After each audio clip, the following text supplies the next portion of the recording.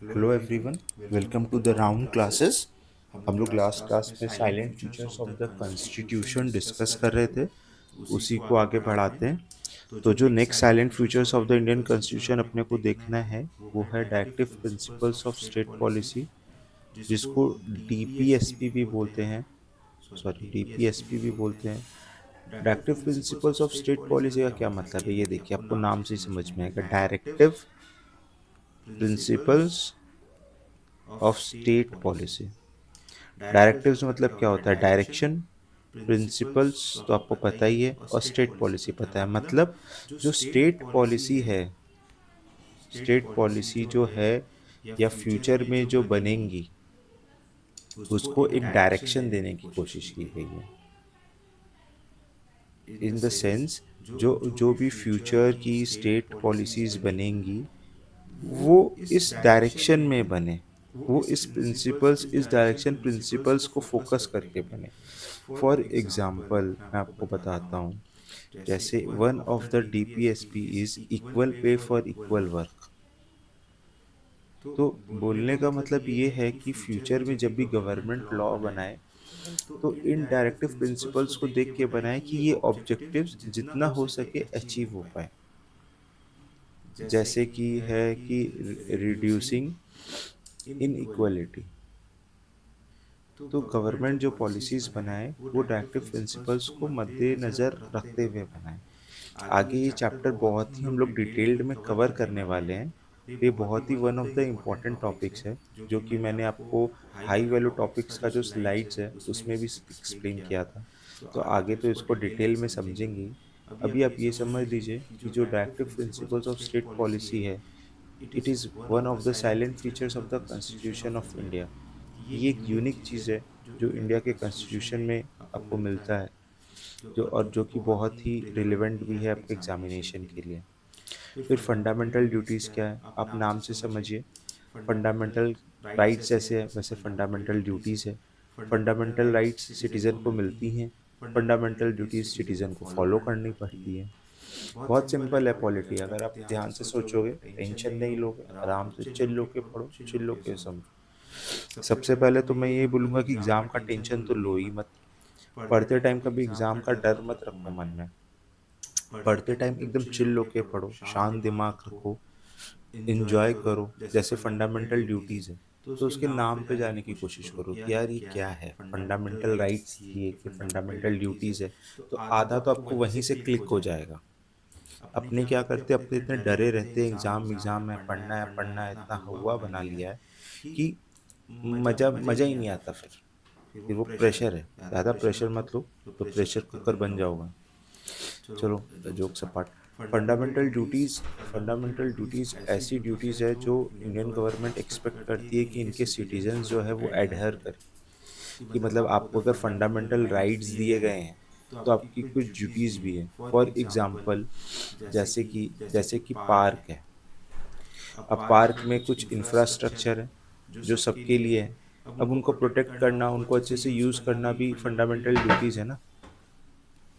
अगर आप उसको तोड़ोगे, बोलोगे कि नहीं ये तो पब्लिक प्रॉपर्टी है, सबकी प्रॉपर्टी है, इसको तोड़ो, तो आप राइट्स राइट्स इंजॉय नहीं कर रहे, आप राइट्स का मिसयूज कर रहे हो। तो यही ध्यान रखने के लिए कि सिटीजन अपनी राइट्स और ड्यूटीज दोनों समझे, फंडामेंटल ड्यूटीज लाई गई थी। फंडामेंटल ड्यूटीज हालांकि जस्टिसेबल नहीं है। जस्टिसेबल मतलब आपको कोर्ट में ड्रैग नहीं किया जा सकता इसके लिए, लेकिन fundamental duties are also very important. और इससे डायरेक्ट क्वेश्चंस आते हैं आपके प्रीलिम्स में भी, मेंस में भी आपको डायरेक्ट क्वेश्चंस आते हैं, और ये हाई वैल्यू टॉपिक भी है। अब समझते हैं सेक्युलर स्टेट। सेक्युलर स्टेट क्या होता है? देखिए, स्टेट बेसिकली दो टाइप के होते हैं, ठीक है। एक रिलीजियस स्टेट होता है, एक सेक्युलर स्टेट होता है। सेक्युलर स्टेट में भी दो पार्ट होते हैं, एक होती है पॉजिटिव सेक्युलरिज्म, एक होती है नेगेटिव सेक्युलरिज्म। अब रिलीजियस स्टेट क्या होता है, वो तो बहुत इजी है, जिसका अपना स्टेट रिलीजन हो, फॉर एग्जांपल पाकिस्तान और अदर कंट्रीज उस टाइप की। तो इसमें क्या कि इस्लाम इनका स्टेट रिलीजन है, ठीक है। सेकुलर स्टेट क्या होता है, जिनका कोई स्टेट रिलीजन नहीं है। तो पहला तो डिफरेंस यहाँ से आया।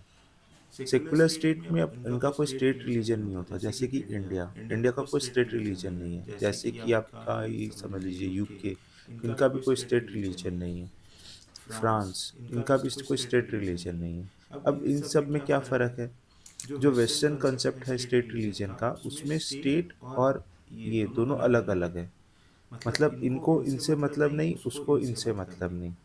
अगर आपने वर्ल्ड हिस्ट्री वगैरह पढ़ी होगी तो पहले चर्च बहुत ही एक्टिव था फ्रांस के पॉलिटी वगैरह में।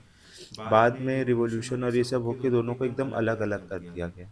अब मतलब एक दूसरे को दूसरे से मतलब नहीं है, दोनों एक दूसरे से कोई लिंक नहीं रखेंगे। लेकिन इसको बोलते हैं नेगेटिव सेक्युलरिज्म। लेकिन इंडिया में जो कॉन्सेप्ट है, हम लोगों ने फॉलो किया पॉजिटिव सेक्युलरिज्म। पॉजिटिव सेक्युलरिज्म और नेगेटिव सेक्युलरिज्म में क्या फ़र्क है? नेगेटिव सेक्युलरिज्म में दोनों अलग अलग है, और पॉजिटिव सेक्युलरिज्म में इंडिया किसी भी धर्म में भेदभाव नहीं करेगी। जिसको बोलते हैं सर्व धर्म समभाव, सभी धर्म में समान भाव। इंडिया किसी भी उसमें भेदभाव नहीं करेगी, ये है पॉजिटिव सेक्युलरिज्म। ये इंडिया की one of the silent features of the constitution है। अब यूनिवर्सल एडल्ट फ्रेंचाइज, ये बहुत इंपॉर्टेंट है कि हर सिटीजन जो 18 साल से प्लस है वो वोट डाल सकता है। कई जगहों पे सर्टेन प्रॉपर्टी राइट्स होती हैं कि आपके पास इतनी प्रॉपर्टी होनी चाहिए फिर आप वोट डाल पाओगे। लेकिन इंडिया में हर सबको ये राइट दिया गया है कि हर सिटीजन जो 18 प्लस है वो वोट डाल सकता है। तो यूनिवर्सल एडल्ट फ्रेंचाइज, आप नाम अच्छे से पढ़ो, नाम से ही समझो, आपको नाम से ही याद हो जाएगा। सिंगल सिटीजनशिप, सिंगल सिटीजनशिप क्या होता है? इंडिया में जैसे सिंगल सिटीजनशिप है, मतलब we are a citizen of India, है ना। हमारी सिटीजनशिप इंडिया की, किसी स्टेट की नहीं है। जैसे यूएस में आपकी दो सिटीजनशिप होती है, एक आपकी स्टेट की भी होती है और यूएस की भी होती है। लेकिन इंडिया में ऐसा नहीं है।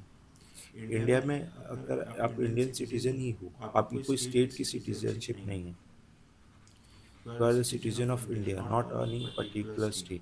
तो जितने भी लोग जो है भैया, जो स्टेट वाइज आने से लड़ाई वड़ाई करते हैं, यहाँ के लोग वहाँ मत आओ, वहाँ क्यों आए, वो देख लीजिए। आपकी स्टेट की कोई सिटीजनशिप नहीं है, जो सिटीजनशिप है इंडिया की है, शांति से बैठिए।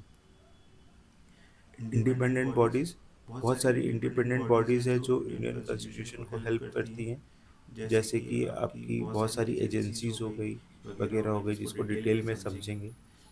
जैसे कि आपकी इलेक्शन कमीशन ऑफ इंडिया हो गया, और बाकी बॉडीज़ हो गई जो इंडिपेंडेंट है, जैसे सीएजी की ऑफिसेज हो गई जो ऑडिट करती हैं। वैसे बहुत सारी इंडिपेंडेंट बॉडीज़ जो इंडिया की आगे बढ़ने में, चलने में, पॉलिटी मेंटेन करने में हेल्प करती हैं। तो वो इंडिपेंडेंट बॉडीज़ भी जो है वो इंडियन कॉन्स्टिट्यूशन की one of the silent features है। नेक्स्ट है इमरजेंसी प्रोविजंस। इमरजेंसी प्रोविजंस भी बहुत इंपॉर्टेंट टॉपिक है, तो आगे तो डिटेल में आएगा ही। मैं बेसिक आपको समझा देता हूँ। इमरजेंसी प्रोविजंस वो प्रोविजंस होती है कि जब अगर कोई स्टेट में कोई प्रॉब्लम हो रही है या स्टेट गवर्नमेंट सही से रन नहीं कर पा रही है, तो सेंटर जो है वो स्टेट को कंट्रोल करने लगती है। उसको बोलते हैं इमरजेंसी प्रोविजन। तो वो किस कब कब एप्लीकेबल होता है, कैसे क्या एप्लीकेबल होता है, वो अपने जब फर्दर इस टॉप चैप्टर को डिटेल में पढ़ेंगे तब समझेंगे। अभी के लिए बस इतना ही आप जान लीजिए। Three tier government, three tier government का मतलब ये है कि देखिए इंडिया में सेंटर है टॉप पे, उसके नीचे स्टेट्स हैं, है ना, और स्टेट्स के नीचे लोकल गवर्नमेंट्स है, पंचायती राजेस है, म्यूनसिपैलिटीज़ है। तो basically this this is the meaning of three tier government. Cooperative societies, India में कोऑपरेटिव सोसाइटीज़ है। कोऑपरेटिव सोसाइटीज़ वो होती है जहाँ पे इंडिविजुअल्स मिलके एक सोसाइटी क्रिएट करते हैं जो पर्टिकुलर काम करती हैं, और इन इंडिविजुअल्स को लोन वगैरह देती है, हेल्प करती है आगे बढ़ने के लिए। सो बेसिकली ये था ओवरऑल आइडिया ऑफ आपका तो silent futures of the constitution. अब आगे नेक्स्ट क्लास में अपने इन साइलेंट फ्यूचर्स को एक एक करके डिटेल में समझेंगे, ताकि आपके माथे में एकदम कॉन्सेप्चुअल क्लैरिटी आ जाए, आपको कोई भी प्रॉब्लम ना हो। Okay, thank you so much, bye bye, have a good day.